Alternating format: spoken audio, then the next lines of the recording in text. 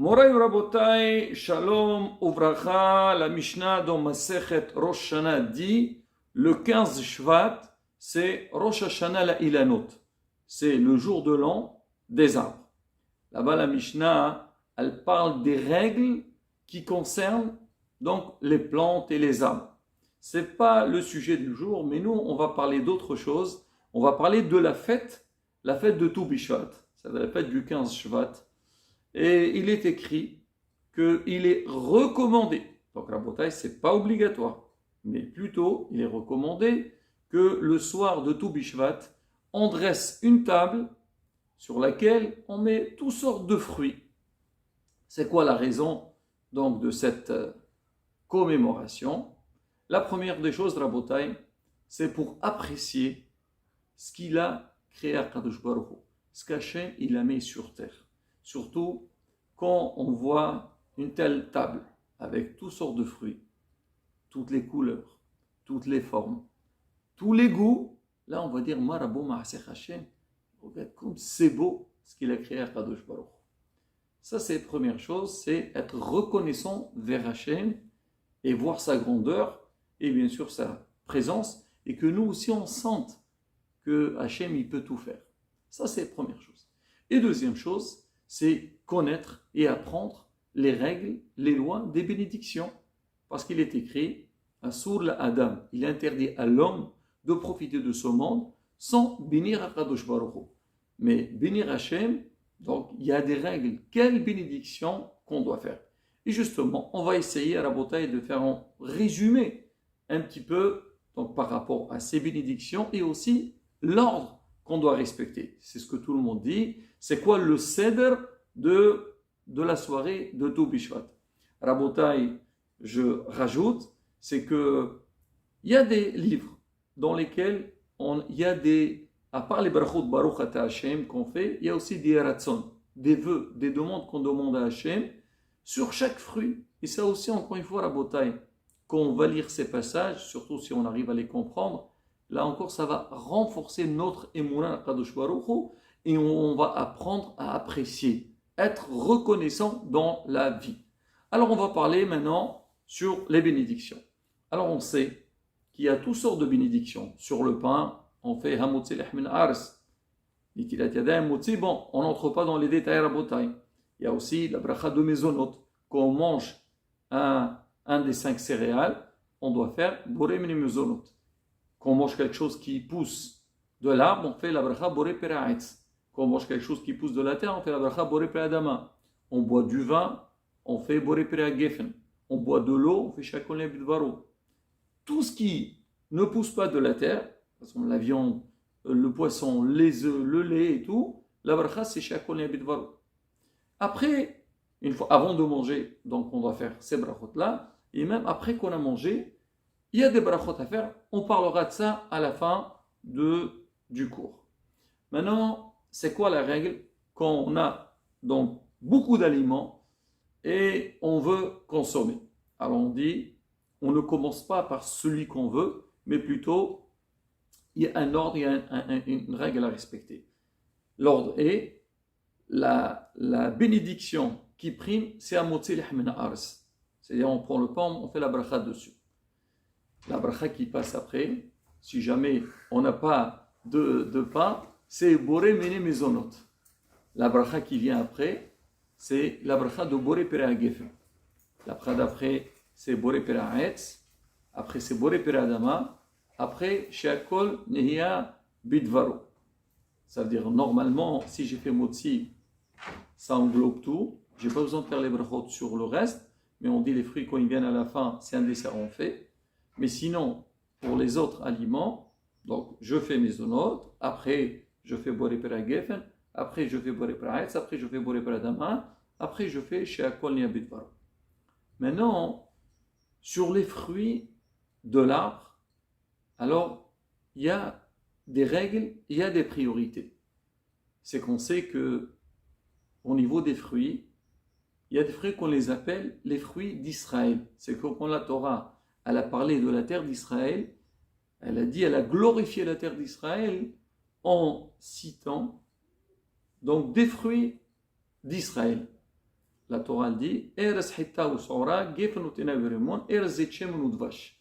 Il y a 5 catégories de fruits, le blé, l'orge, les raisins, la figue, la grenade, les olives et la date.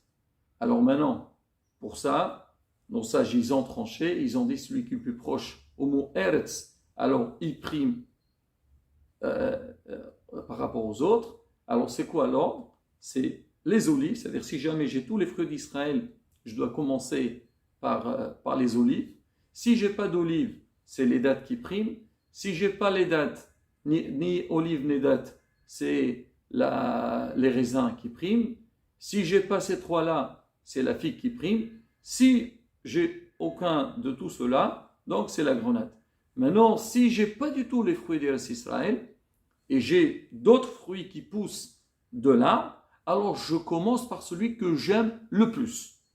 Maintenant, vous allez me poser la question, alors voilà, on a dit le blé et l'orge, on n'a pas entendu parler de ces deux-là. Alors, nos sages disent que quand la Torah elle a parlé du blé et de l'orge, et qui sont importants, c'est quand on fait du pain, ou on a fait donc, mésonotes. Mais sinon, quand ils sont grains, leur bracha, c'est boré peradama, donc ils ne sont pas prioritaires, excepté un cas qu'on verra dans la suite. Alors maintenant, donc, on a donc expliqué que si jamais, donc on a des fruits de l'arbre, on commence par un des fruits d'Israël par rapport à l'autre qu'on vient de citer. Si on n'a pas les fruits d'Israël, donc je prends celui que j'aime le plus. Maintenant, au niveau des fruits de la terre, il n'y a pas de règle. On dit on prend celui qu'on aime le plus et on fait la bracha dessus.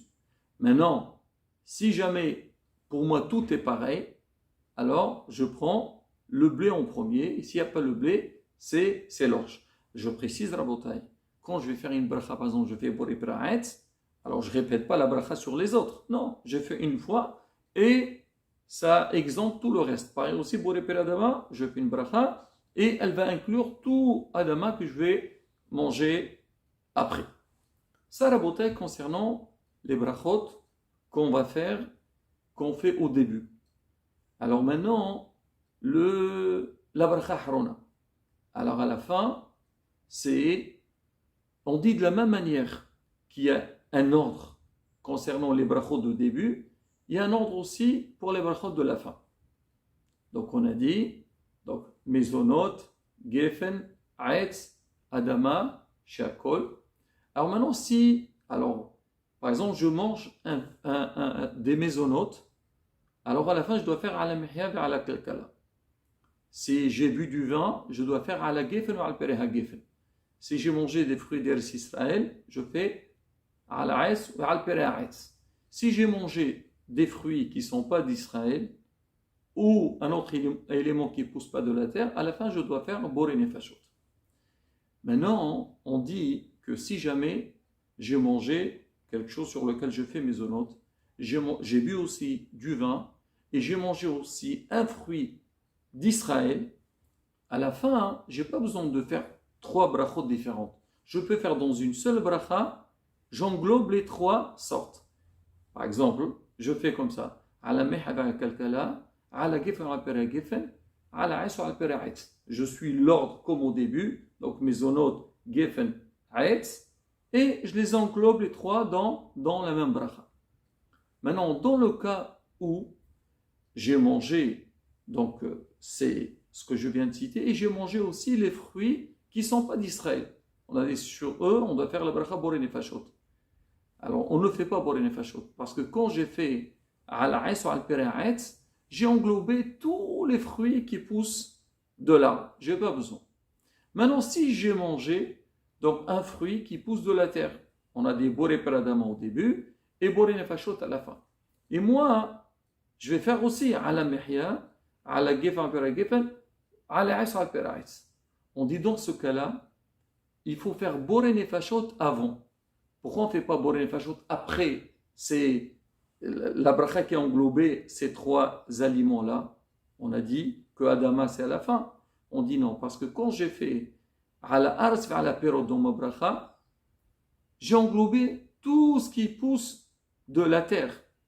Et donc, les fruits c'est-à-dire même si je dis péro, tous les fruits, donc que ce soit fruits de l'arbre ou de la terre, c'est exactement la même chose. Donc, qu'est-ce que je fais? Je fais boré nefashot au début, après je fais la bracha, donc c'est de ces trois éléments. Maintenant, si j'ai mangé un aliment sur lequel je dois faire boré nefashot à la fin, par exemple, j'ai mangé des œufs, j'ai mangé de la viande, je fais boré nefashot à la fin, là, les Alamihya, il prime donc le Boré Nefashot, je fais une bracha donc de Me'ain Shalosh, et après je fais la bracha de Boré Nefashot. Voilà Rabotai, donc un résumé donc sur déjà le programme de la soirée de Tou Bishvat, et aussi au niveau des brachot, quelle bracha je dois faire et par qui je dois commencer. Voilà Rabotai encore une fois, donc c'est très important déjà, comme on dit, remercier Akadosh Baruch Hu, apprécier ce que Hachem nous a donné sur terre et surtout, Rabotai, nos enfants. Leur inculquer dans leur esprit qu'on profite de rien sur terre si ce n'est pas remercier Hachem en premier et Bezat Hachem. Quand on remercie Hachem, on bénit Hachem, Hachem il nous donnera toutes les brachot. Amen, Kirei Rason.